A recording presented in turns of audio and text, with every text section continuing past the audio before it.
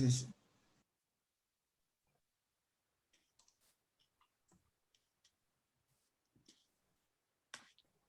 en publicaciones, sobre todo aquella referida a las características clínicas y epidemiológicas del síndrome coronario agudo en el Hospital Cayetano Heredia en el año 2006. Su experiencia clínica en investigación, las buenas prácticas clínicas. También tiene un estudio sobre el protocolo Atmosphere con Novartis. Tiene una acreditación en el idioma inglés, lo que le permite conversar en cualquiera de los idiomas mencionados. Entonces, doctor Anchante, lo dejo con el uso de la palabra. Gracias, doctor, por la presentación. Bueno, agradecido en primer lugar con los organizadores, con Rubén, que me dio la invitación para participar en esta sesión. Perdón. Buenas noches con todos. En primer lugar, agradeciendo, doctor, por la presentación y a Rubén por la invitación a participar en esta sesión. Vamos a compartir nuestra pantalla. El tema que me asignó Rubén fue hablar sobre las perlas en el diagnóstico de hipertensión arterial y enfocándonos fundamentalmente en el AMPA. No tengo ningún conflicto de intereses para esta presentación. Vamos a iniciar mencionando lo que ya todos sabemos, que la hipertensión arterial es el principal factor de riesgo modificable, tanto para morbilidad como para mortalidad cardiovascular, esto a nivel mundial. Sabemos que la base del diagnóstico y el tratamiento de la hipertensión se basa en una adecuada medición de la presión arterial. Y es lo que vamos a discutir hoy día con una de las estrategias que utilizamos actualmente para la medición de la presión. El hecho de tener mediciones inadecuadas o el uso de dispositivos inadecuados nos puede llevar a un error diagnóstico, ya sea a un sobrediagnóstico y dar un tratamiento totalmente innecesario al paciente, o infradiagnosticar y obviamente no brindarle el beneficio y exponer a un paciente a una enfermedad cardiovascular que pudiera ser prevenible. Ya desde tiempos antiguos, la medición de la presión arterial ha ido evolucionando y vemos que desde hace más o menos 125 años fue que se creó el primer esfigmomanómetro por Riva-Rocci, hasta que luego el doctor Korotkov planteó lo que hasta ahora son los famosos ruidos de Korotkov, que es lo que utilizamos en la medición estándar de la presión arterial en consultorio. Actualmente, la medición de presión arterial en consultorio se puede hacer por medio auscultatorio, con los esfigmomanómetros que disponemos ahora, pero también se pueden hacer por medio oscilométrico, con dispositivos electrónicos validados.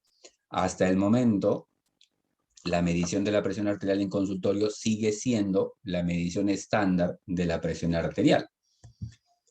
Existen varias publicaciones donde se detallan cómo es la técnica adecuada para hacer la medición de la presión. Tenemos esta inicialmente en el 2000, o una actualización en el 2019 por la AJA, y una publicación reciente de este año, a inicios de este año, donde nos plantean todas las condiciones técnicas y los detalles técnicos para poder hacer la medición tanto en oficina como fuera de la oficina. La medición de presión en consultorio tiene una técnica ya establecida, que todos conocemos. Sin embargo, la técnica de medición a menudo no se aplica de manera habitual en nuestra práctica clínica y además tiene la desventaja que esta medición en consultorio no permite hacer el descarte de la hipertensión enmascarada y la hipertensión de bata blanca. Es por ello que se han utilizado algunas otras estrategias para tratar de valorar estas situaciones. Sabemos que las guías actuales plantean el diagnóstico de hipertensión cuando los niveles de presión arterial sistólica están más de 140 y la presión arterial diastólica por encima de 90. Estos son los criterios actuales, a pesar de los límites inferiores que planteó la escuela americana. Adicional a las mediciones de presión en consultorio, que ya hemos visto pueden hacerse de manera convencional o por dispositivos oscilométricos automáticos, existen las mediciones fuera del consultorio. Y en esta estrategia tenemos dos, el monitoreo domiciliario, que es el que vamos a hablar hoy día, y el monitoreo ambulatorio de la presión arterial. La Escuela Europea nos plantea considerar realizar un monitoreo fuera de consulta cuando tenemos pacientes con presión normal alta, es decir, entre 130 y 139, o una diastólica entre 85 y 89, deberíamos sospechar una hipertensión enmascarada y solicitar una medición de presión fuera de la consulta. Si yo tengo presiones arteriales en consulta por encima de 140-90, deberíamos confirmar el diagnóstico, ya sea con una estrategia de medición seriada en consultorio, como que también podríamos utilizar mediciones fuera de la consulta. Y aquí, incluso dentro de los cambios nuevos que tuvieron en esta guía, pues uno de los conceptos nuevos era sobre la medición de la presión arterial, donde se propugnaba el mayor uso de presiones fuera del consultorio, ya sea con mapa o con monitoreo domiciliario, especialmente incluso el monitoreo domiciliario como una alternativa tanto para confirmar el diagnóstico como para detectar hipertensión de bata blanca, hipertensión enmascarada y para monitorizar el control de la presión arterial. En este cuadro se resumen qué es lo que hacemos de manera estratégica cuando nosotros tenemos presiones arteriales en el rango de óptima o normal. Esos pacientes se evalúan una vez al año, es más continuo si tienen factores de riesgo. Pero si estamos en presión normal alta, aquí deberíamos considerar al paciente como una posible, como un posible diagnóstico de ¿Qué tener otro hipertensión examen pediría enmascarada. interpretación y utilidad? Y en los pacientes que tienen hipertensión de grado 1, pues estos pacientes pudieran estar dentro del cuadro de hipertensión de bata blanca. Por eso que a estos dos grupos se sugiere realizarles monitoreo domiciliario o monitoreo ambulatorio de presión para confirmar el diagnóstico, y si no es posible hacer alguna de estas dos estrategias, pues repetir visitas en consultorio, ¿no? Hacer la estrategia de mediciones seriadas en consultorio. Si encontramos en consulta presión por encima de 160/100, pues es altamente probable que el paciente sea hipertenso. Sin embargo, deberíamos confirmar con una estrategia fuera de la consulta para hacer el diagnóstico. Solo se recomienda hacer diagnóstico en una primera consulta cuando la presión arterial está más de 180-110 y tengo la evidencia de algún daño de órgano blanco o tengo la presencia de una enfermedad cardiovascular ya asociada en la evaluación. Con estas estrategias de monitoreo fuera de la consulta, yo puedo tener un paciente con presión arterial normal en consultorio, normal en ambulatorio y ser diagnosticado de normotensión. Ese paciente es un paciente normal. Pero si tengo un paciente con presión alta en consultorio y alta en ambulatorio, este paciente tiene hipertensión arterial sostenida. Si tiene presión alta en consultorio, pero normal en un control ambulatorio, este paciente tiene hipertensión de bata blanca. Y si tiene presión normal en consultorio, pero alta en ambulatorio, este paciente tiene hipertensión enmascarada. Los datos epidemiológicos arrojan que más o menos un 15 a 25% de los pacientes tienen hipertensión de bata blanca y un 10 a 20% tienen hipertensión enmascarada. Por lo tanto, es importante tener en cuenta estas condiciones de evaluación con monitoreos fuera de la consulta para poder diagnosticar alguna de estas dos variantes de hipertensión arterial. Sabemos que la presión en consultorio, como habíamos mencionado, es la medición estándar que se utiliza actualmente. Esto ha sido utilizado en los grandes ensayos clínicos, sin embargo tiene muchas tasas o muchos factores que predisponen al error. Por eso es que disponemos actualmente de monitoreos en domicilio, monitoreos ambulatorios, y básicamente nos vamos a centrar hoy día en la medición de la presión arterial en el domicilio, lo que se denomina el monitoreo domiciliario de presión arterial, o también denominado el automonitoreo de la presión arterial. ¿Por qué se denomina así? Porque el propio paciente se mide la presión con un dispositivo digital validado bajo un protocolo validado. Algunas consideraciones que debemos tener en cuenta es que esta estrategia no es nueva. Esta estrategia ya hace fue evaluada hace muchos años. Esto es el primer registro, tal vez, de las comparaciones que habían entre presiones arteriales medidas en consulta versus presiones arteriales medidos en casa. Fue un estudio muy pequeñito, donde se evidenció que los pacientes tenían en domicilio casi un 50 milímetros de mercurio por encima de la presión arterial sistólica en domicilio comparado con la medición en casa, y hasta 25 milímetros de mercurio de presión arterial diastólica más baja en casa que la medida en consultorio. Entonces, a raíz de esto es que se comenzaron a hacer análisis de la diferencia que había entre estas evaluaciones en casa comparados con las mediciones de presión en consultorio. Y en pacientes hipertensos se vio que la diferencia de los valores entre la consulta y el domicilio, las mayores diferencias estaban cuando el paciente tenía presiones más altas, es decir, los hipertensos eran aquellos que tenían mayor diferencia de presión arterial cuando se medía en consultorio que cuando se comparaba con su medición en domicilio. Este es un paper reciente, fue publicado el 26 de julio, para ser exactos, donde nos plantean todas las estrategias, la metodología y todas las aplicaciones que tiene el monitoreo domiciliario de presión arterial hecho por el doctor Parati. Esto es una actualización de dos papers anteriores, el último por ahí, 2010 aproximadamente, y esto es una actualización con todos los datos recientes que plantean todas las estrategias nuevas que se tienen para el monitoreo domiciliario, donde se establecen los protocolos estándar que deberíamos aplicar actualmente.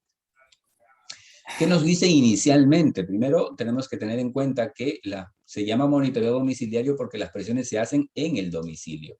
Y se establece de manera contundente que aquellas mediciones en las cuales el paciente va a la farmacia o en su lugar de trabajo se mide la presión, eso no es monitoreo domiciliario. La medición tiene que hacerse en el domicilio y tiene que hacerse por cuenta propia, salvo que tenga alguna limitación o en el caso de los niños que puedan hacerlo con alguna ayuda. Pero, por ejemplo, si un personal sanitario va al domicilio del paciente y le toma la presión, eso tampoco es medición domiciliaria de la presión. Por eso se llama también el automonitoreo, porque el propio paciente es quien tendría que hacerse su medición. Necesita educarse al paciente, ¿no? Necesita educarlo en la metodología, en el protocolo de medición, en el registro de las presiones, para luego, una vez completada el registro, pues pasar a la fase de interpretación que ya lo tendría que hacer con su médico. Los valores de la presión arterial se recomiendan que sean en dispositivos que tengan registro electrónico con memoria en el dispositivo, y idealmente se sugiere teletransmitir los valores para que el médico pueda revisar y pueda dar una interpretación. Si esto no fuera posible, se utiliza un formulario para registrar todas las mediciones y discutir entre el médico y el paciente para definir cuál es el mejor plan para estos pacientes. La utilidad inicial de este monitoreo domiciliario fundamentalmente estaba en la demostración o en la capacidad que tenían estos dispositivos de diagnosticar hipertensión de bata blanca, en este caso comparado con el monitoreo ambulatorio de presión arterial. El monitoreo domiciliario tiene una capacidad, una sensibilidad de 68% y una especificidad de cerca del 90% para diagnosticar hipertensión de bata blanca. Igual cuando se compara con el mapa, tiene casi la misma capacidad para diagnosticar hipertensión de bata blanca, para diagnosticar hipertensión enmascarada y también para confirmar hipertensión. Es decir, tiene una utilidad diagnóstica que es comparable con el uso de monitoreos ambulatorios. También se ha valorado la predicción de este monitoreo domiciliario frente al monitoreo ambulatorio en este metaanálisis con la predicción de daño de órgano blanco. Como vemos aquí, en este metaanálisis, valorando fundamentalmente hipertrofia ventricular izquierda, que es uno de los daños de órgano blanco más estudiados, y también el análisis de daño de órgano blanco, en este caso valorando proteinuria y enfermedad renal. Es decir, esta estrategia tiene la capacidad de valorar daño de órgano blanco.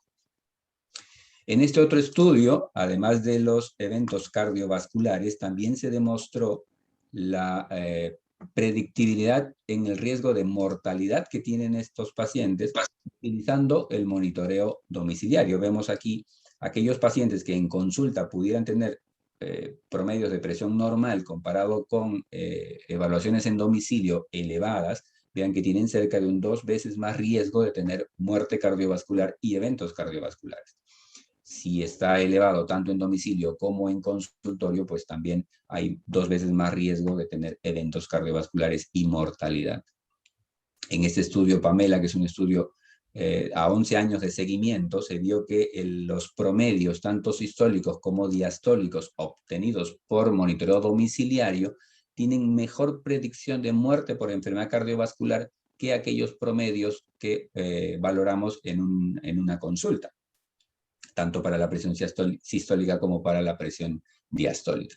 En este caso, además, ciertamente el monitoreo por mapa es el que tiene la mejor predicción de riesgo, sobre todo los promedios nocturnos obtenidos por mapa. Pero comparando con consultorio, el monitoreo en domicilio tiene mayor tasa de predicción.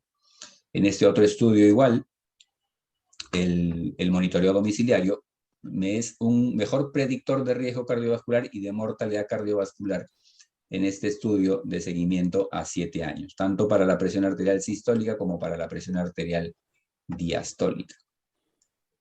También ha demostrado predecir enfermedad coronaria y accidentes cerebrovasculares. Esto es un reporte donde se valoró la predictibilidad del monitoreo de consulta comparado con las presiones en clínica, tanto para accidente cerebrovascular como para enfermedad coronaria, y se demostró que a partir de 145 de promedio de presión arterial en domicilio, pues predice ambos eventos. Aquí está el resumen un poco de todos los estudios donde se han valorado en este caso estudios basados en comunidad, donde se demuestra el incremento de riesgo de mortalidad y de eventos cardiovasculares, y además de esos estudios basados en comunidad, estudios basados en clínica, ¿no? Está el SHIFT, que ya lo mostramos anteriormente, el HONEST, que es el que valoró la probabilidad de enfermedad coronaria, el HOP también, que valoraba en una población japonesa el riesgo de accidentes cerebrovasculares por incrementos de 10 milímetros de mercurio en el caso del monitoreo domiciliario. En este otro metaanálisis también se vio que por cada 10 milímetros de mercurio de elevación de presión en el caso del monitoreo en domicilio, hay incremento del riesgo significativo de mortalidad por todas las causas, incremento significativo de mortalidad cardiovascular, incremento de cualquier evento cardiovascular, y además se ha demostrado tanto para la elevación de 10 milímetros de mercurio y la misma predicción en todos estos eventos cuando hay una elevación de solo 5 milímetros de mercurio, comparando la presión arterial en domicilio con la medición en consulta. Este es un estudio que ha sido publicado muy recientemente, donde se valora si la diferencia entre la medición de presión en la mañana comparado con la de la noche tiene predictibilidad de riesgo. Se ha visto que si yo tengo una diferencia de más de 20 milímetros de mercurio comparando mi promedio de día con el promedio de noche, se ha visto que incrementa el riesgo de hasta un 40% de eventos cardiovasculares. En este otro gráfico se comparan 4 curvas. La peor curva es aquel paciente que tiene el promedio de presión en domicilio por encima de 135, más la diferencia de más de 20 milímetros, comparando la mañana con la noche.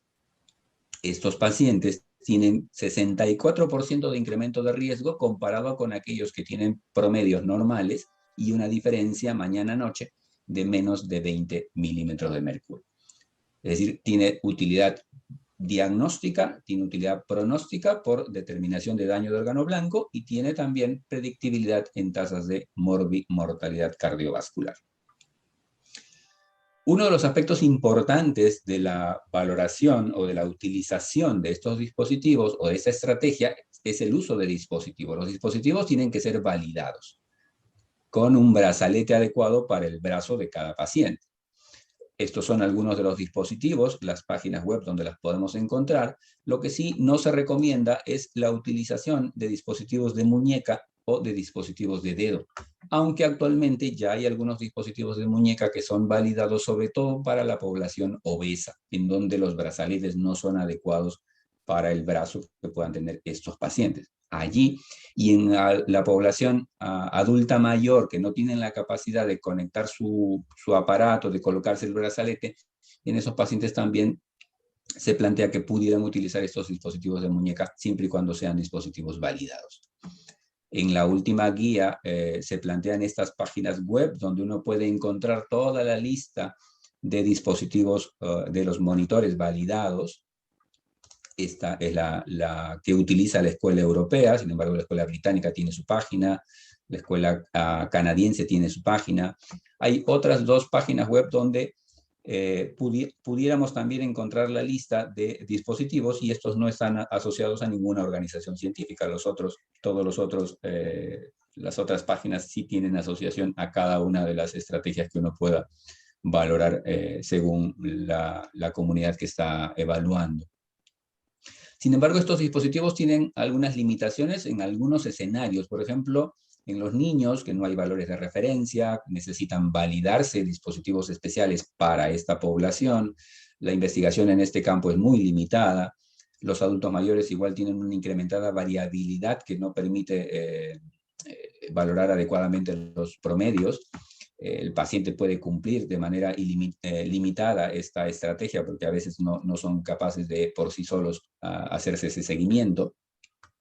Los brazaletes en los obesos, que en algunos casos no son de tamaño adecuado. Los pacientes con arritmias pueden tener la necesidad de mediciones repetidas por estas alteraciones en el ritmo cardíaco. Sin embargo, hay algunos dispositivos que sí tienen la capacidad para detección de arritmias. En las gestantes, que igual los umbrales de presión no están totalmente definidos, los dispositivos tienen que ser validados para esta población especial. Y los pacientes con enfermedad renal crónica y los diabéticos, los cuales tienen una menor exactitud de la medición con estos dispositivos porque la rigidez arterial que pudieran tener estos pacientes pudieran alterar el dato exacto de la medición de presión. Y además algunas otras características como el hecho de tener una fístula pueden afectar las mediciones.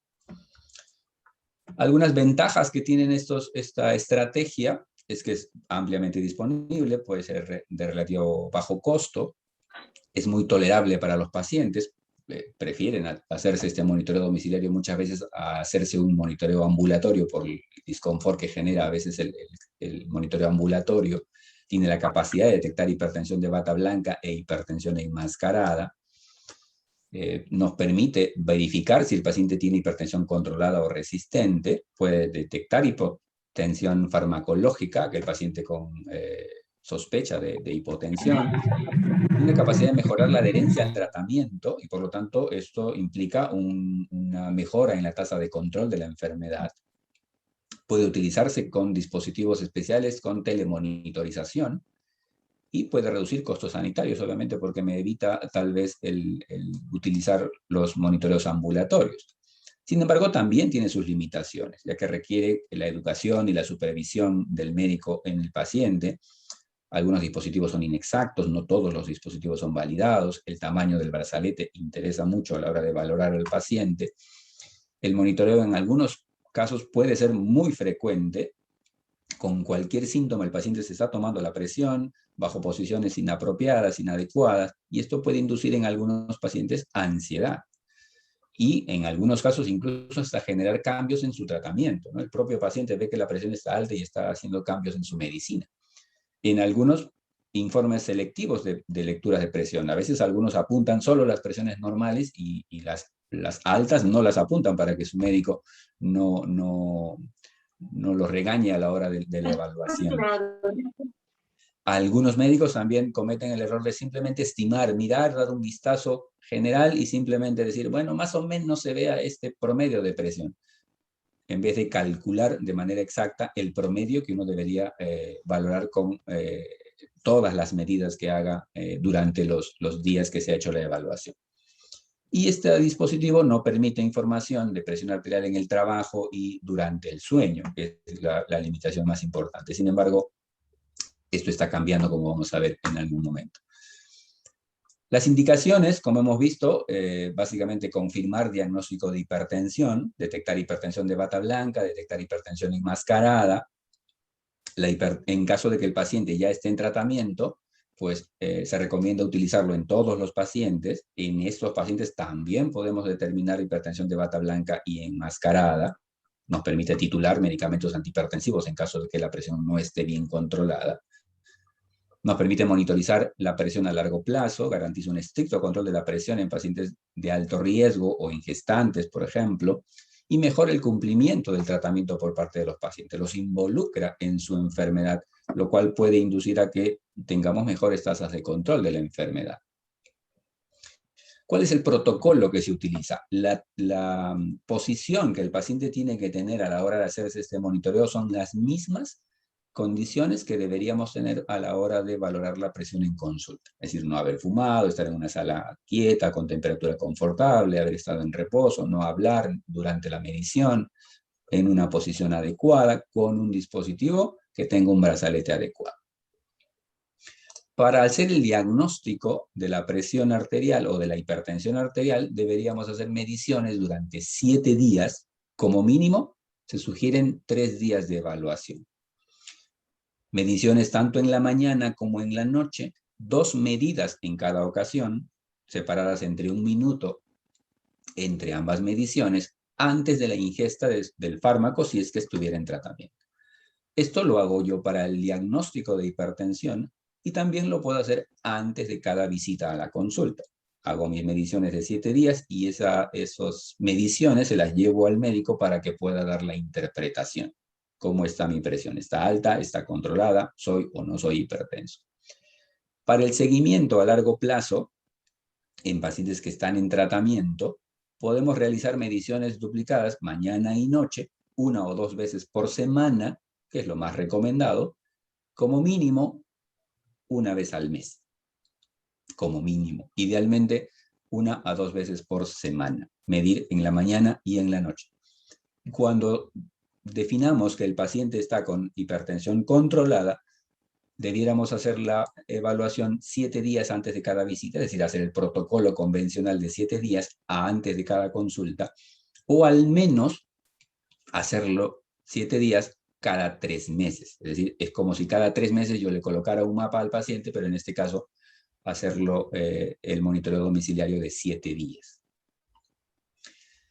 El umbral diagnóstico para definir hipertensión está establecido en 135/85. La Escuela Americana hizo este cuadro comparativo de las presiones en domicilio con las presiones en consultorio y vio que el equivalente a la presión en consulta de más de 140, pues es el 135/85.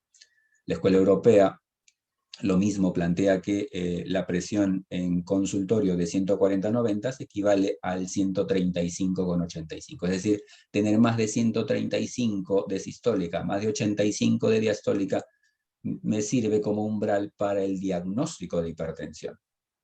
Y en aquellos pacientes que ya están en tratamiento, el control o el umbral de control de la enfermedad mediante el monitoreo domiciliario, la última guía plantea que el menos de 130/80, igual que el umbral de control en consultorio, debería ser para ambas situaciones, ¿no? Tanto para consultorio como para monitoreo domiciliario, 130/80 sería mi objetivo terapéutico.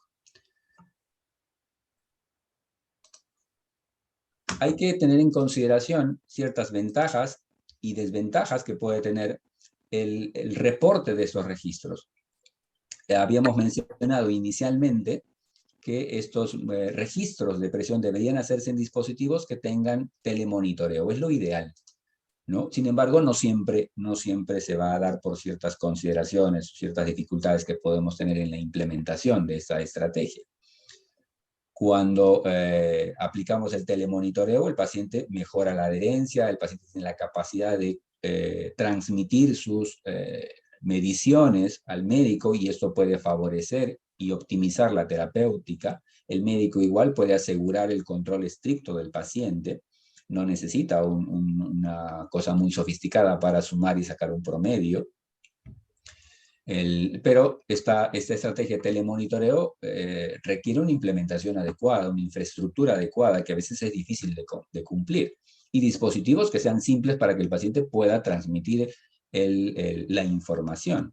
No se puede complicar mucho porque ya es tal vez educarlos para que se coloque el aparato y registre el aparato, y además que tenga que transmitir la información, pues algunos de ellos pueden tener cierta dificultad, ¿no? Y lo otro es la garantización de los datos que pueda tener a la hora de enviar información.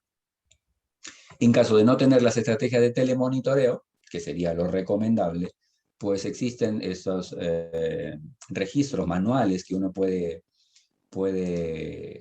tener en consideración. Uno anota las presiones en la mañana y en la noche por los 7 días, se anula el primer día y se saca el promedio desde el día 2 al día 7. Ese promedio se calcula y se anota. Y eso se interpreta, pasa a una interpretación, el médico y el paciente tendrán que interpretar las mediciones y ver cuál es la mejor conducta en este caso. Esta estrategia de monitoreo domiciliario ha tenido más auge con la epidemia del COVID-19, ha habido mayor utilización de esos dispositivos. Sin embargo, lo que ha faltado, lo que faltan son estrategias de orientación a los pacientes para que puedan desarrollar de manera adecuada esta estrategia, y aquí tal vez la sociedad pudiera tener cierta injerencia en poder hacer esas actividades de educación a los pacientes.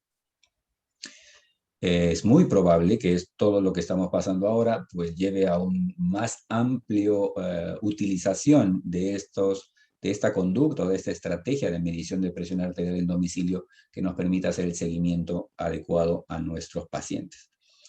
Esto es un planteamiento hecho por Cario, que es uno de los que más estudia esta estrategia de monitoreo domiciliario, donde él plantea que si yo tengo pacientes con presión arterial en consultorio de más de 130/80, yo le hago un monitoreo en domicilio, esto es en pacientes que ya están en tratamiento, le hago un monitoreo en domicilio, y si en domicilio encuentro que su promedio está más de 135/85, pues ese paciente tiene hipertensión no controlada y debería intensificar mi terapia antihipertensiva. Si el monitoreo domiciliario me dice que su promedio es normal, pudiera complementar con un mapa para definir el diagnóstico, y si el mapa me confirma que está por debajo de 130/80 en el promedio de 24 horas, pues yo diré que la presión está controlada. Si está más de 130/80, puede ser un hipertenso que no está bien controlado. Y si no tuviera el mapa, pudiera confirmar o pudiera determinar que mi presión está controlada si es que mi promedio está por debajo de 135/85. Habíamos visto que una de las limitaciones de la medición domiciliaria de presión arterial era la imposibilidad o la falta de información de mediciones de presión en el trabajo o durante el sueño. Sin embargo, la evolución de los dispositivos ha hecho que actualmente exista la posibilidad de valorar la presión arterial nocturna con estos dispositivos.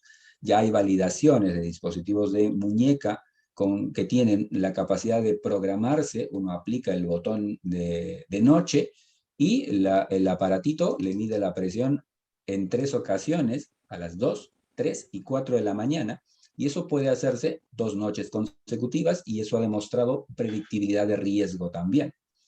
En este otro estudio se ha comparado la utilización de este dispositivo de muñeca con la valoración con el mismo dispositivo o con los dispositivos digitales, pero sentados, y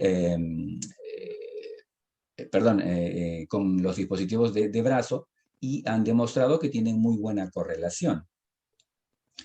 También la medición en el trabajo o en el día a día no podía ser valorada por los monitores convencionales. Sin embargo, ya hay validación también de 2 dispositivos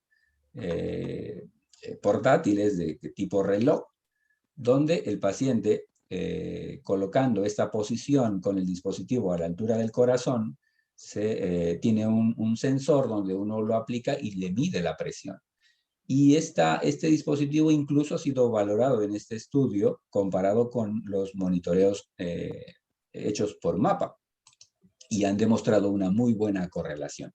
Sin embargo, estos dispositivos aún no tienen validación clínica, no son aplicables, no son recomendables todavía para hacer el monitoreo. Faltan estudios para ver esa aplicabilidad y en el futuro tal vez pudieran ser también útiles en el seguimiento de estos pacientes. Esta evolución ha alcanzado gran desarrollo, como hemos visto, desde hace 25 años, como les decía, que se inventó el primer esfigmomanómetro. La evolución ha hecho que los dispositivos sean más fáciles de utilizar, más prácticos de utilizar. Tenemos ahora los dispositivos de reloj, los dispositivos utilizados para presión nocturna, incluso ya están estudiándose especies de parches adheridos a la piel que pueden tener la capacidad de medición de presión, o dispositivos tipo brazaletes o bandas en la muñeca que pueden también tener la capacidad de determinar niveles de presión, pero obviamente esto todavía está en investigación y tal vez en el futuro pudieran ser aplicables en nuestra evaluación. Para concluir entonces vamos a plantear cuáles son esas perlas del monitoreo domiciliario o del automonitoreo de la presión. Primero, que es recomendado por todas las guías. Todas las guías, la americana, la europea, la canadiense, recomiendan esta estrategia en la evaluación de estos pacientes. Ha demostrado que mejora una precisión diagnóstica, sobre todo en el caso de la hipertensión de bata blanca y la hipertensión enmascarada. Tiene mejor predicción de daño de órgano blanco que la presión arterial en consultorio. Tiene una mejor predicción de resultados de eventos cardiovasculares comparados con la presión arterial en consulta. Hay que entrenar al paciente, esto sí es necesario, con la utilización de dispositivos de brazo que hayan sido validados. Para eso tenemos la página web donde podemos encontrar esos dispositivos validados. El protocolo es medir 2 veces en la mañana, 2 veces en la noche, separadas de 1 minuto entre ellas, por 7 días, como mínimo se plantean 3, con un umbral diagnóstico de más de 135,85 milímetros de mercurio. Y en el caso del seguimiento, podemos medir la presión 2 veces, mañana y noche también, 1 a 2 veces por semana, o como mínimo 1 vez al mes. Y una semana, 7 días previos a cada visita, en el caso de que determinemos que el paciente tenga una hipertensión controlada. Pudiera hacerse como mínimo cada 3 meses. Y en este caso el umbral que se plantea como objetivo terapéutico utilizando esta estrategia es menos de 130,80 milímetros de mercurio. Muy bien, eso es todo lo que habíamos preparado para el día de hoy. Si hubiera alguna interrogante, alguna pregunta, pues estaremos dispuestos a poder responderlo. Muchas gracias por su atención. Doctor Anchante, quien le habla como presidente de la Sociedad de Hipertensión Arterial acá en Arequipa, quiere expresarle la más completa y absoluta felicitación por su brillante exposición. Completa, clara de entender y muy puesta al día.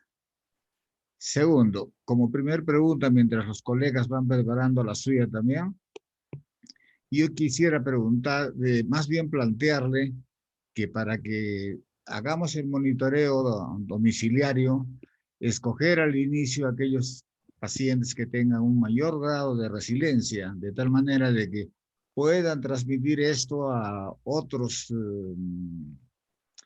pacientes y motivarlos, porque va a haber gente que no va a querer aceptar. En cambio, el paciente resiliente sí acepta a colaborar, acepta a aprender y a seguir las instrucciones que le da su médico. Muy bien, doctor. Felicitaciones nuevamente. Gracias. Invito a los demás colegas a que hagan sus preguntas correspondientes.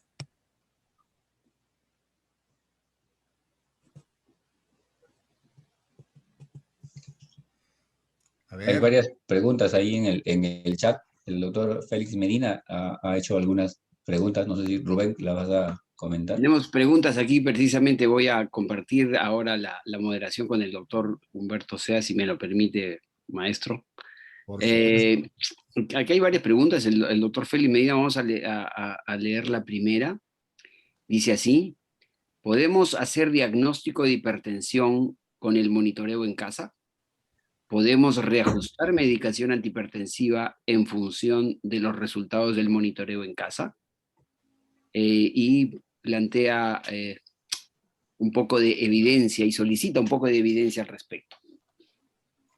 Es la primera del doctor Medina Henry. Sí, en realidad, como mencioné, el planteamiento es si yo no tengo monitoreo domiciliario, perdón, monitoreo ambulatorio de presión arterial, el monitoreo domiciliario sí ha demostrado tener esa capacidad de diagnóstico. Y como se plantea en el último statement del monitoreo domiciliario que lo publicó Parati hace un par de semanas, pues también se plantea el umbral diagnóstico y el umbral de tratamiento, lo cual, por lo tanto, este monitoreo de presión arterial sí me permitiría hacer cambios en mi actitud terapéutica y también en la consideración diagnóstica. Sí es factible hacer diagnóstico por monitoreo domiciliario, siempre y cuando yo no tenga monitoreo ambulatorio de presión arterial. Lo recomendable es monitoreo ambulatorio, pero si no lo tuviera, el monitoreo domiciliario hecho bajo el protocolo adecuado, en condiciones adecuadas y con el monitor adecuado, sí es recomendable para poder hacer diagnóstico. Ahora, un punto importante que no lo consideré dentro de los dispositivos es el tiempo de vigencia del dispositivo. Se recomienda que si el dispositivo tiene más de 4 años de antigüedad, ese dispositivo debería cambiarse. Ese dispositivo ya no es válido para hacer seguimiento. Menos de 4 años todavía tiene validez según las normas que han planteado en la última revisión para, digamos, tener la capacidad diagnóstica y de evaluación en control. Una inquietud ahí, Henry. ¿Y el equipo pierde valor por la antigüedad del aparato, por la pérdida de fuerza de la fuerza tensil del brazalete? ¿Cuál es la razón? Sí, se plantea que básicamente por la fuerza tensil del brazalete. Pierde exactitud en la medición. 4 años. 4 años Poco es lo tiempo, que plantea la guía. Nos han llegado tensiómetros con una antigüedad de 10 funcionando perfecto, pero con un brazalete que hay que cambiar. Gracias, Henry. Siguiente pregunta también del doctor Félix Medina y varios colegas que están preguntando. El valor umbral del monitoreo en casa era 135,85 en base a los mega ensayos japoneses. ¿Por qué se ha variado? En realidad no ha cambiado, sigue siendo 135,85. Hay un registro que es el registro IDOCO donde el umbral era un poco más alto, sin embargo se sigue planteando, se sigue utilizando el promedio de 135,85 como referencia para diagnóstico. Una musiquita.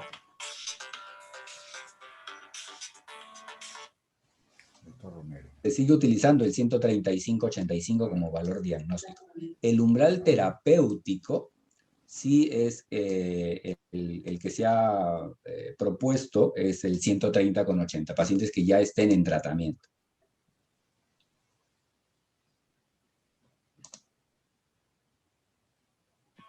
Ok, Henry, maravilloso. Maravilloso. Sí, seguimos aquí revisando el chat.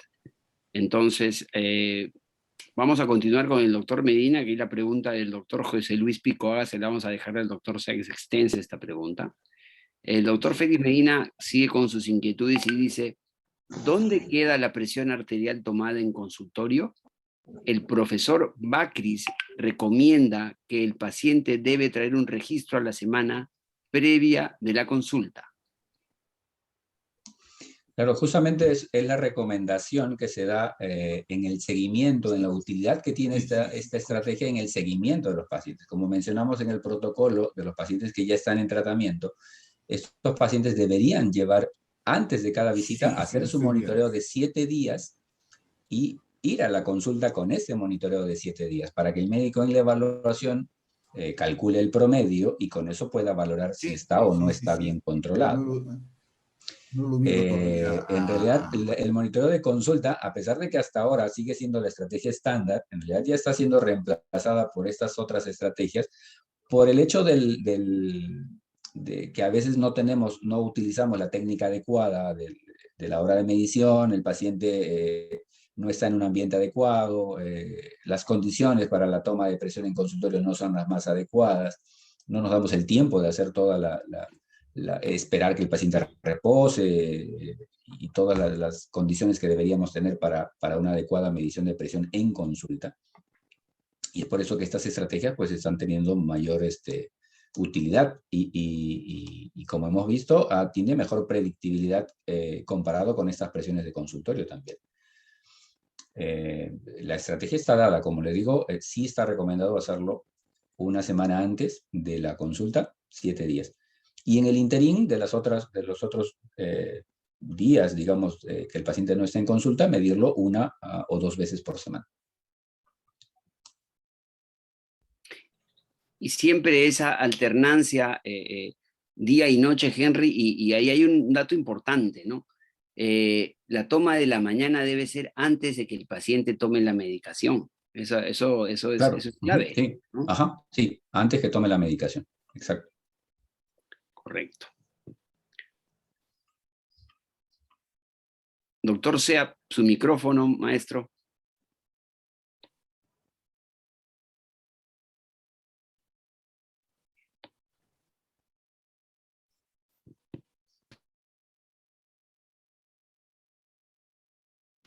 Doctor Sea, active su micrófono, por favor.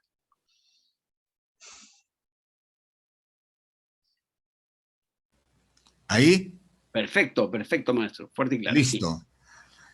José Luis Picoaga, un colega acá de Arequipa, gran amigo, saluda a todos los presentes y felicita al ponente por su interesante revisión. Tiene 2 inquietudes.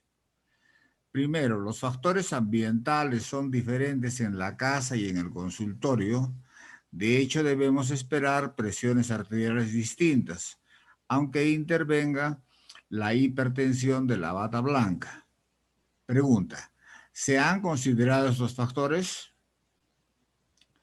Sigue. La hipertensión arterial, para que sea un factor de riesgo para enfermedad coronaria o ACV, debe ser oscilante y no sostenida. La medición de la presión arterial en casa no revela una condición más o menos estable y no aquella estresante, demandante de la persona fuera de su hogar. ¿Por qué confiar en esta medición? Sí, para estimar el riesgo coronario u otro, sin embargo, estoy de acuerdo en la medicina del siglo XXI, quien se encargará de la medicina del autocuidado y la medición en casa de la presión arterial es uno de esos cuidados. Gracias. Doctor Anchante. Sí, a ver, justo menos mal tengo aquí el chat, puedo revisar la pregunta porque es interesante lo que plantea el doctor. Ciertamente las condiciones ambientales son diferentes, no es la misma, y justamente por eso es que de ahí tiene también interés esta estrategia, porque claro, los pacientes cuando van a la consulta están sometidos a ciertas situaciones de estrés y eso puede inducir que ellos tengan elevaciones de la presión cuando realmente no son hipertensos. De ahí la importancia de esta valoración justamente para determinar si este paciente tiene o no hipertensión de bata blanca o tiene o no hipertensión enmascarada. Las condiciones que hemos mencionado para la valoración de presión en domicilio también tienen que ser en condiciones adecuadas, teniendo las mismas condiciones que deberíamos tener para la medición en el consultorio, el reposo, el no haber consumido alimentos previos, la posición adecuada, los pies en el suelo, la espalda bien pegada al respaldar, el brazo en horizontal para mantener el brazo a la altura del corazón. Todas estas condiciones ideales deberían mantenerse en domicilio también para una adecuada medición. Ahora, con respecto al riesgo de accidente cerebrovascular y enfermedad coronaria, los estudios son contundentes, ¿no? La valoración o la posibilidad de predicción de riesgo mediante esta estrategia es contundente, ¿no? Hay varios estudios que han demostrado este beneficio. Se ha comparado con la predictividad que tiene la presión de consultorio y el monitoreo domiciliario tiene mejor predicción de riesgo, tanto en enfermedad coronaria como en stroke, como lo plantea el doctor, y además hemos visto que tiene predictividad para la muerte cardiovascular y muerte por todas las causas. Es decir, la evidencia está. ¿Por qué confiar en esta medición? Esta medición es confiable siempre y cuando, como le digo, lo hagamos bajo protocolos establecidos, con dispositivos validados, con dispositivos adecuados. Mencioné dentro de una de las características que la estrategia es confiable cuando se la hace el propio paciente. No vale el que se la haga en la farmacia, no vale que el paciente vaya a la posta y le digan mídeme la presión y yo llevo ese registro a mi médico cuando vaya a mi consulta, o que vaya un personal X sanitario y que en mi casa me tome la presión. Eso tampoco es monitoreo domiciliario, ¿no? El paciente tiene que hacerse la medición. Si utiliza la técnica adecuada, si uno le enseña al paciente y uno confirma que el paciente lo toma de manera adecuada, esta estrategia es confiable. Bueno, y lo último es una afirmación, ¿no? Que sí está de acuerdo en que el autocuidado y la medición en casa va a ser importante, ¿no? Y ahora, como mencionábamos con esto de la pandemia, mucha gente no está yendo a la consulta, gente que tiene hipertensión, enfermedad crónica, y estos dispositivos pues han permitido valorar si el paciente está o no bien controlado. Doctor, tenemos Henry, una pregunta, perdón, doctor Romero. adelante, maestro, por favor. Del doctor Félix Medina, un médico, cardiólogo, seguidor siempre de todas las presentaciones científicas que se hacen sobre el tema. Pregunta, ¿dónde queda la presión arterial tomada en consultorio? Prosigue, el profesor Bakris recomienda que el paciente debe traer un registro a la semana previa a la consulta. ¿Tiene sentido 2 tomas o mejor 3 tomas? Esa pregunta ya la había planteado Rubén anteriormente, sí faltó contestar lo del si 2 tomas o 3 tomas. En realidad las estrategias han sido hechas con 2 mediciones. 2 mediciones en la mañana, 2 mediciones en la noche.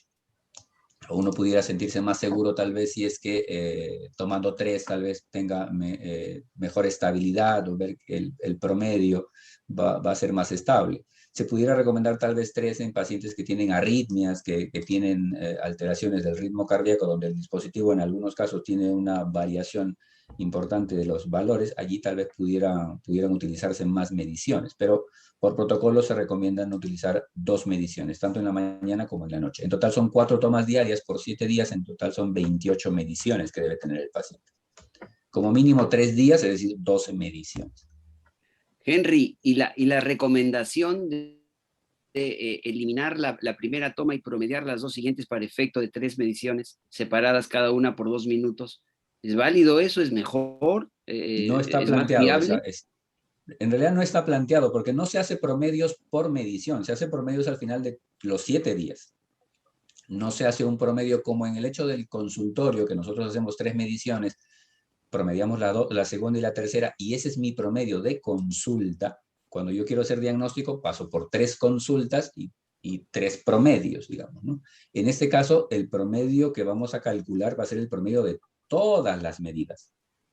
Por eso es que no se aplica el hecho de tomar 3, sacar un promedio de la mañana del día 1, promedio de la noche del día 1, promedio de la mañana del día 2, promedio de la noche del día 2. No se aplica eso. Son 2 medidas en la mañana, 2 en la noche, los 7 días. Se anula así el primer día, y del día 2 al 7 se hace el promedio global. Correcto, Henry, perfecto. Creo que la cosa queda clarísima así. Y la última en relación a día y noche, o mañana y noche. ¿Se dice el promedio de la mañana, de los 7 días, y de la noche de los 7 días, o es un promedio conjunto? Es un promedio conjunto. Es un promedio que incluye mañana, incluye noche. Clarísimo.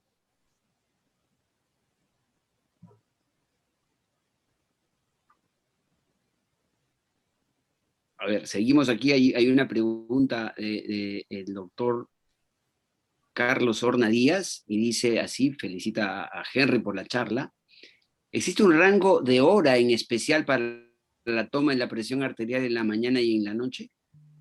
Y bueno, plantea otra vez, supongo para reforzar, ¿cuál es el objetivo sistólico y diastólico mínimo, ojo, mínimo de presión arterial con la medida o la medición domiciliaria de la presión arterial? Es una excelente pregunta. En realidad. El rango de hora no se establece en la guía, perdón, no se establece en la guía, se plantea que tiene que ser antes de la toma de su medicación. Sin embargo, las guías previas de sobre este tópico, que también fueron publicadas por Parati y el grupo, planteaban entre 6 y 9 de la mañana y 6 y 9 de la noche. Entre esas horas debería hacerse la medición. En este consenso no lo especifican, solo especifican que tiene que ser antes de su medicación. ¿Cuál es el objetivo mínimo? El dato del 130-80 que ellos han considerado como punto umbral para el paciente que tiene tratamiento, lo han basado en la misma recomendación del consultorio. Así que si asumimos eso, no está escrito en la guía el valor mínimo, pero si asumimos eso, 120,70 debería ser el mínimo que pueda tener el paciente, igual que el monitoreo de consulta, no menos de 120,70.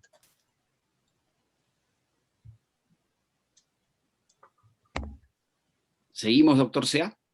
Sí. Acá tenemos una nueva pregunta del doctor Félix Medina. Dice, ¿cómo sabemos qué equipos están validados? Creo que ya contestó en parte a esto el expositor, el doctor Anchante. Y dice, ¿cuál es la precaución que debemos tener en la consulta de la validación? Recordemos que hay más de 4.000 dispositivos y solo 10% están validados. Gracias, felicitaciones, Félix Medina. Sí, gracias al doctor por sus múltiples preguntas. La lista de dispositivos validados está en la web. La página web más usada es la del STRIDE-BP, que es la de la Escuela Europea. Allí podemos encontrar la lista de dispositivos validados. Ciertamente hay un montón de dispositivos en el mercado. Nosotros para adquirir un dispositivo tenemos que fijar la marca, la serie o el modelo del dispositivo y en base a eso poder definir si es un dispositivo validado o no. Para considerarlo validado, este dispositivo ha tenido que pasar por protocolos estandarizados de comparaciones donde se ve la seguridad de la medición. Protocolos británicos, protocolos europeos. Si no ha pasado por esos protocolos, pues estos dispositivos no pueden ser considerados útiles para la medición. Y el otro dato interesante que, como les decía, lo plantea la guía, es que estos dispositivos tienen que tener menos de 4 años de antigüedad para considerarlos, digamos, con esa capacidad de precisión diagnóstica. Excelente. Aquí hay una pregunta del doctor David Miranda, lista para generar controversia, ¿no? Dice así, para el seguimiento, ¿no es necesario verificar el control de la presión nocturna y el estado del patrón Dipper como predictores de riesgo? ¿Cómo podemos establecer HTA controlado, hipertensión arterial controlada, solo con la medición domiciliaria de la presión arterial? Sí, como mencioné, la estrategia fundamental, hemos visto cuando vemos las curvas de predicción, la curva nocturna o el promedio de presión nocturna es el valor que mejor predicción de riesgo nos da cuando comparamos todas las estrategias de medición. En este caso es necesario utilizar un monitoreo ambulatorio de presión arterial. La recomendación es realizar un monitoreo ambulatorio. En caso de no disponerlo, pues la estrategia es utilizar el monitoreo domiciliario. La desventaja era de que este monitoreo domiciliario no tenía esa capacidad de predicción nocturna. Sin embargo, ya están apareciendo esos dispositivos que, si bien es cierto, todavía no tienen aplicabilidad clínica, como mencionaba. Esos dispositivos ya han sido validados, pero falta todavía ese dato de aplicabilidad clínica, ¿no? Eso tal vez pudiera permitir una mejor evaluación de estos pacientes, una evaluación de esta presión nocturna. Y con este dispositivo se ha visto que el equivalente se da con básicamente tres medidas en 2 días o 2 noches consecutivas. Solo 3 días, incluso a esas horas determinadas, ¿no? Ese dispositivo tiene un botón que le llaman el Switch Night. Uno aplica ese botón y el paciente se duerme, y la presión se la toma de manera automática a las 2, 3 y 4 horas. 4 de la mañana. Perfecto. Acá tenemos una pregunta del doctor Víctor Cutipa. En primer lugar, dice genial exposición, con lo cual estamos de acuerdo. Y su inquietud va en esto: ¿cómo valorar las tomas de presión arterial nocturna con el mapa? Ya que durante la noche el mismo dispositivo, al tomar la presión, despierta de forma inesperada al paciente o le ocasiona problemas para dormir, lo cual de por sí eleva la presión arterial. Sí, algunos pacientes tienen esa dificultad de la incomodidad del monitoreo ambulatorio de presión arterial. La recomendación es que este dispositivo sea hecho cada 20 minutos, o esta medición sea hecha cada 20 minutos durante el día, cada 30 minutos durante la noche.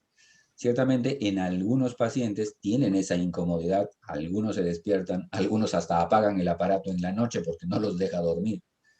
Pero en realidad es una condición necesaria, es una evaluación necesaria, porque como hemos visto, el patrón nocturno de estos pacientes tiene predicción de riesgo.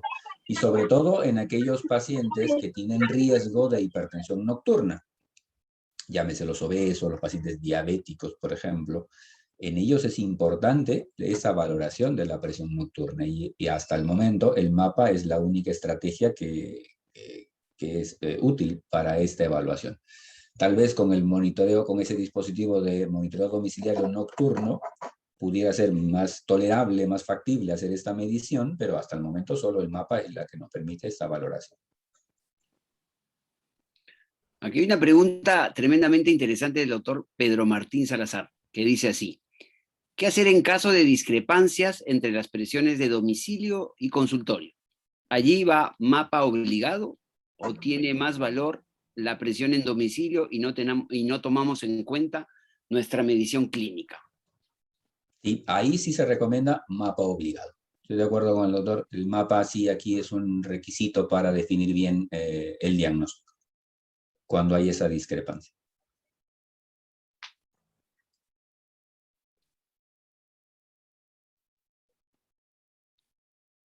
Doctor Sea.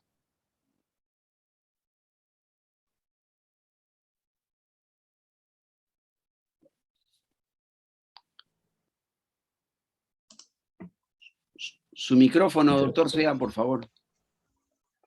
Anda apagando, me lo andan apagando ustedes, creo. Están saboteando ahí. Así es. No existe ninguna posibilidad de eliminar la medición de la presión clínica en el consultorio. Es la única forma que podemos estar seguros de que todo lo que ha hecho el paciente en su casa está hecho en forma correcta. Eso quisiera enfatizar para nuestros colegas que están indagando sobre si la presión queda acá, queda allá. La presión en consultorio siempre debe ser tomada en cuenta. ¿Está de acuerdo, doctor Anchante? Y sí, como mencionamos, hasta el momento la presión en consultorio es la estrategia estándar de medición de presión. No debemos olvidar, siempre y cuando la tomemos de manera adecuada. Así es.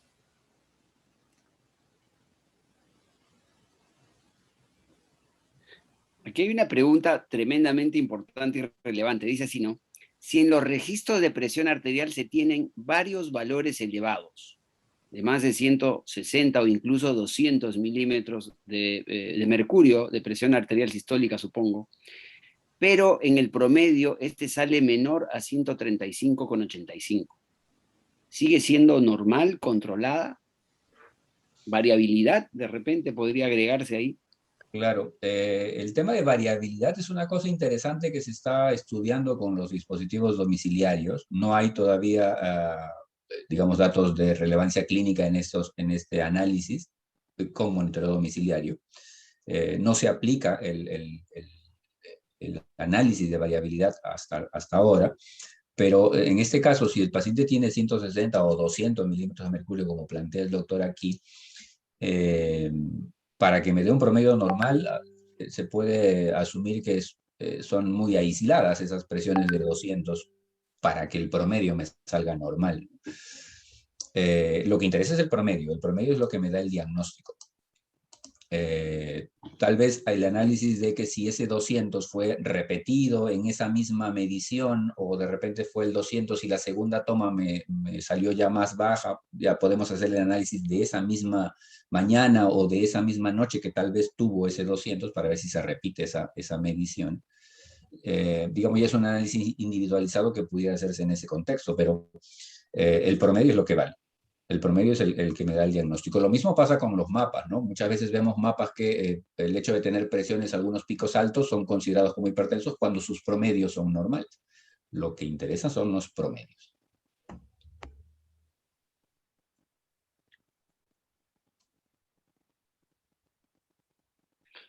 Doctor Seto, esto ha generado una serie de preguntas. Acá hay imponiendo la respuesta, el doctor Medina insiste y dice, ¿no?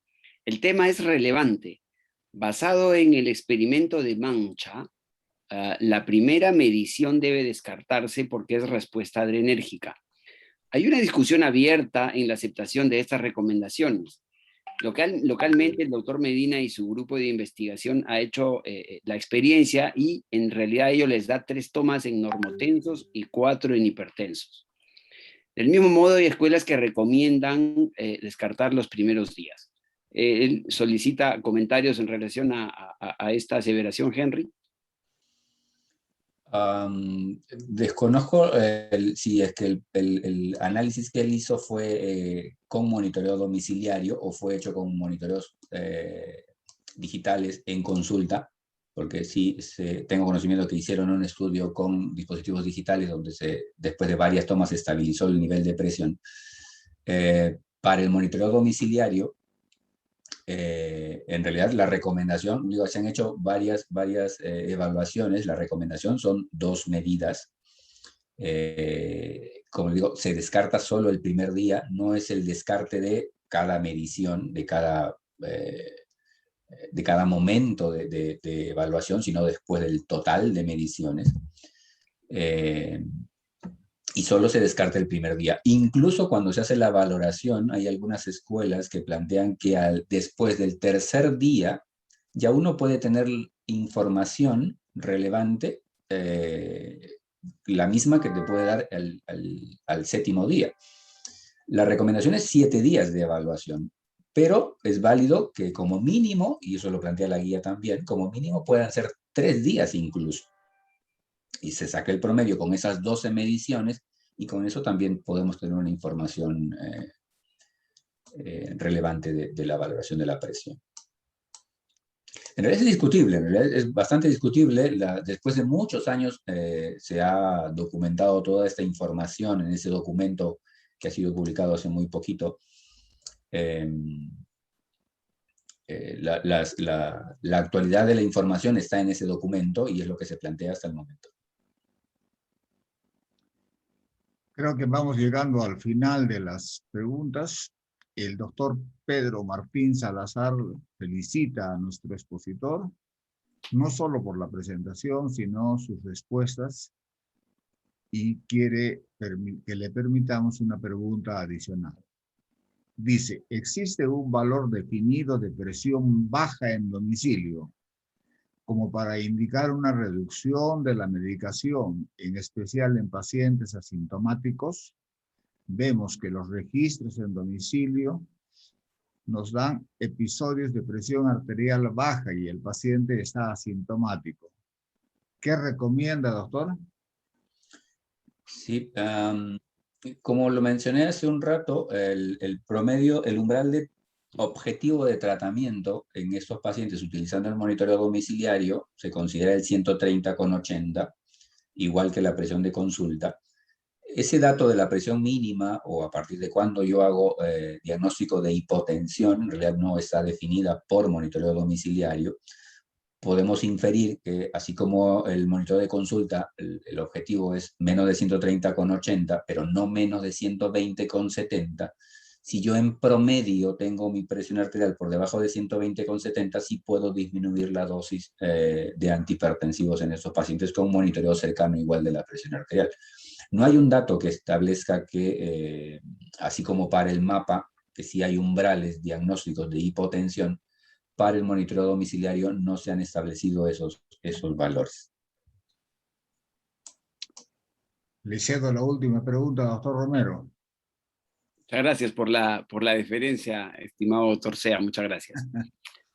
Cuando se refiere al promedio, bueno, creo que esto ya ha sido contestado, ¿no? ¿Es al promedio final de las 2 mediciones del día más 2 mediciones de noche? Si lo refuerzas, Henry, yo creo que cerramos este tópico para que quede clarísimo, ¿no? Sí, como cuando uno hace el registro de estas presiones, hemos dicho 2 en la mañana, 2 en la noche, 7 días consecutivos. Se anula el primer día. De esas 28 mediciones que tenemos, se anulan las 4 el primer día, nos van a quedar 24 mediciones, y esos 24 mediciones se promedian todas. Y el total de las mediciones, incluyendo las del día y de la noche, es el cálculo del promedio de presión. No se calcula el promedio de día y el promedio de noche, sino la suma de todas las medidas son las que se van a promediar. Perfecto, Henry, muchas gracias. Las gracias a ti por tu brillantez, por tu calidad y por tu realmente facilidad para explicarnos estas cosas que podrían resultar complejas en algún momento, al doctor Sea, por la excelente moderación y por permitirme el atrevimiento de compartir la moderación con usted. Yo en este momento muchas gracias, doctor Sea, voy a pasarle la batuta al doctor Ernesto Ríos Montenegro para que nos dé las palabras de cierre. Muchas gracias nuevamente. Muchas gracias, doctor Romero. Ha sido muy grato escuchar la excelente y actualizada presentación del doctor Henry Anchante, a quien expreso nuestras sinceras felicitaciones a nombre de la Sociedad Peruana de Hipertensión Arterial. Igualmente, felicitaciones al doctor Humberto Sea por la entusiasta participación de la filial Arequipa, cuyo representante esta noche, el doctor Anchante, fue incorporado hace muy poco tiempo como miembro asociado de la sociedad. Y ya estamos viendo los valiosos frutos en beneficio de la sociedad. Que sirva esto como ejemplo a las otras filiales para enriquecer la vida académica de nuestra Sociedad Peruana de Hipertensión Arterial. Agradezco al doctor Sea, presidente de la filial Arequipa, y al doctor Anchante por su brillante presentación, así como también saludo la presencia de todos ustedes, invitándoles a nuestra próxima sesión que se realizará en conjunto con la Sociedad Peruana de Oftalmología el miércoles 25 de este mes de agosto para tratar un tema que considero sumamente importante, pero algo descuidado por muchos colegas. Es valiosísima la información que nos da. Se presentará valiosos datos sobre la retinopatía hipertensiva, pero también sobre la angiopatía retinal en la hipertensión arterial en diferentes momentos de esta. Hasta entonces, muchas gracias por su presencia y que tengan muy buenas noches. Hasta pronto. Gracias a todos. Gracias por la invitación. Muchas gracias, a Henry. ustedes. Y la Muchas gracias, felicitación doctor al Sea, doctor muy Anchante. amable. Todos, gracias, muchas gracias por participar. Un abrazo a todos. Gracias Gracias, también. doctor a Ríos. todos. Gracias. Un abrazo también. Hasta luego. Doctor Ernesto Ríos, un abrazo. Muy buenas a la noches, distancia. muy buenas noches. Gracias, doctor. Hasta luego, doctor. Gracias, doctor Sea. Hasta una nueva oportunidad. Muy bien, doctor Anchante. Un abrazo. Gracias, Muy doctor bien, Ríos. muy bien. Un abrazo también. Gracias.